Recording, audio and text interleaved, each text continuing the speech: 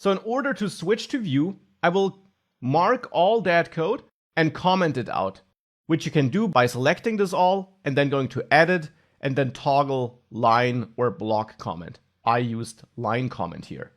So now this code will not have any effect anymore. I'm not deleting it so that we can still see it and compare it, because now I want to use Vue.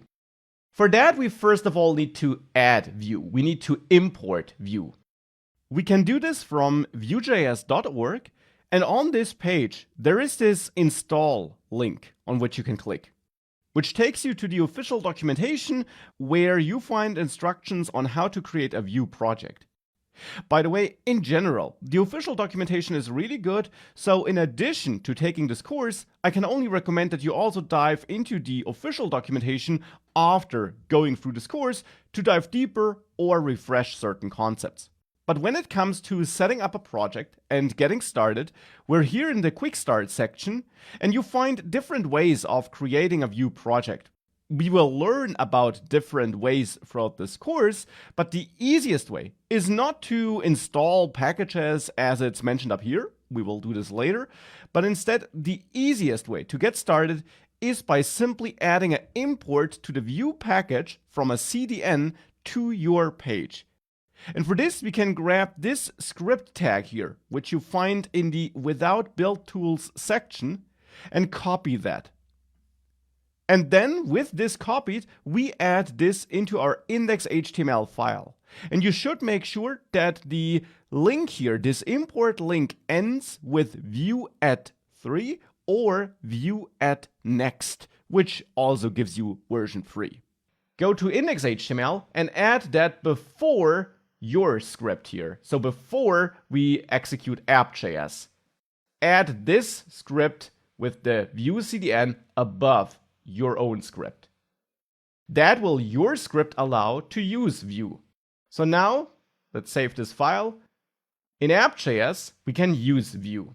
And now what does use Vue mean? With Vue, we can solve the same problem, if you want to call it like this, in a totally different way. In regular JavaScript, which we used before, we use a so-called imperative approach, which means we define every single step by step, which should be executed by the browser. Get access to the button, get access to the input element, get access to the list element, create a function, add a click event handler to the button, and execute this function if a click occurs. And in that function, get access to the entered value, create a list item element, add the text content, append this list item, clear the value. You see a pattern? We define every single step.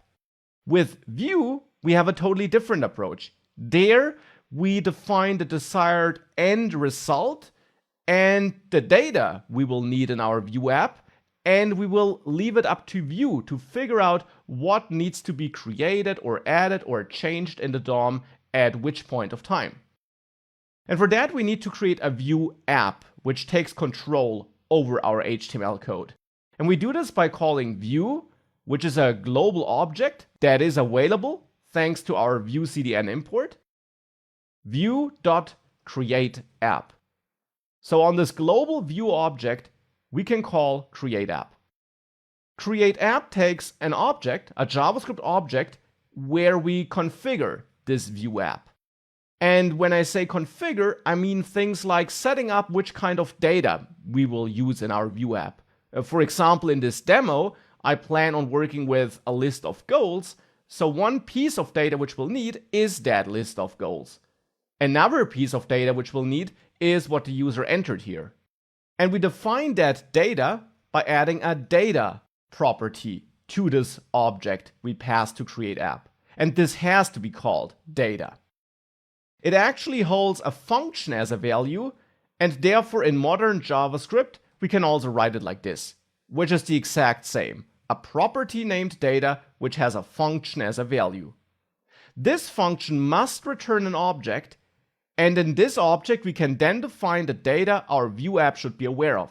As a side note, if this is a bit too fast for you, no worries. We'll walk through all the basics in greater depth in the next module.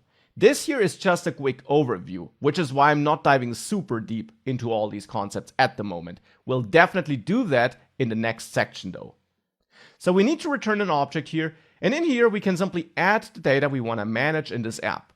This would be a goals array, which initially is empty, as a key value pair, and the entered value, which initially is an empty string. And now these two pieces of data are pieces of data Vue is aware of, and that will become important later. Now we can connect this entered value with this input by adding a special so-called directive on the input, a special HTML attribute. And that would be the v-model attribute.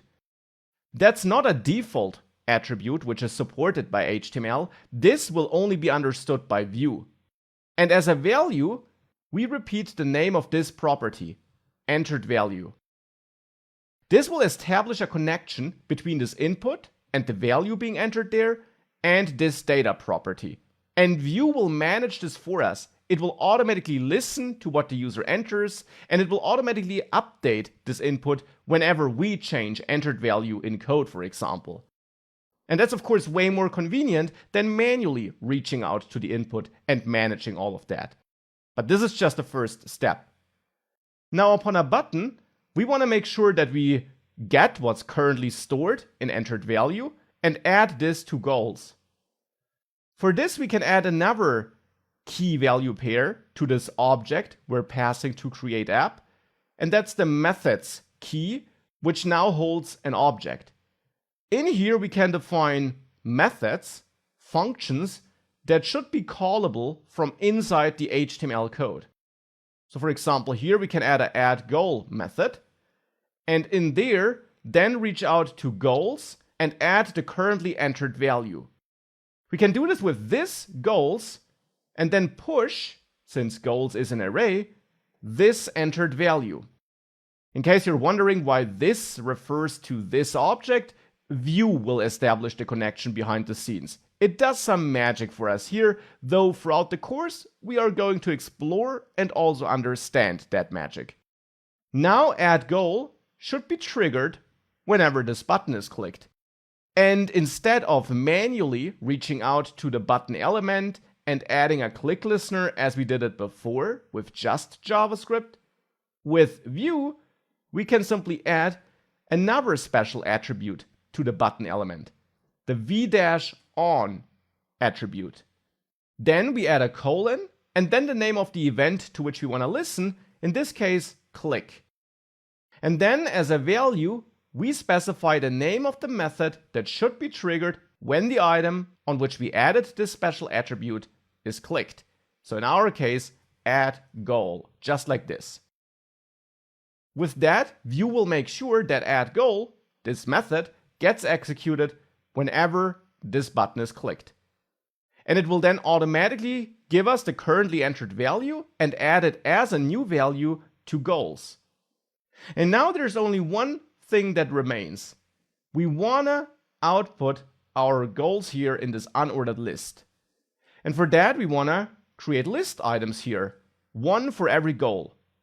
And with Vue, as I mentioned, we define the desired end result, not how we get there. So again, we wanna have a list item at the end. That's our desired result, but of course not just one. And Vue get the v-for attribute, which we can add on an element to replicate this element multiple times. And here, between the double quotes, we then need to write goal in goals to in the end loop through all our goals here and create one list item per goal. And we get access to that goal, for which we're currently creating one, in this goal variable. Now we can output this goal with another special syntax understood by Vue. And that's double curly braces, opening and closing, and between them, goal. So this name here. And that will now replicate list item as often as needed and then output one goal per goal entry we have in this goals array. And if we now saved it all and reload, you'll see absolutely nothing. Instead, you just see that curly brace thing which I just entered. The reason for that is that this Vue code will be correct, but Vue doesn't know where that code should have an effect, where it should be applied. That's why on this created app, here, after the closing parentheses, we need to call mount and let Vue know which part of the page should be controlled by that Vue app. And conveniently, I got a div here with the ID app, which contains all the markup that uses the Vue features I explained over the last minutes, where I use all the special attributes, for example. This div with the ID app contains all that code. So it's this div that should be controlled by this Vue app. And therefore, to mount, we pass a string with a CSS selector selecting one element in the DOM. And since we have the ID app on that div here, we can use the ID selector for the ID app like this, with hash and then app. And if we save this now and reload again, now this looks differently. And if I finish the course, that's added. If I learn Vue, that's being added. And if I want to reset the input, I can simply set this entered value to an empty string. And Vue will automatically reach out to the DOM and make the required updates. So again, learn Vue, and it's clear. Finish the course, and it's cleared. And now this is Vue taking over.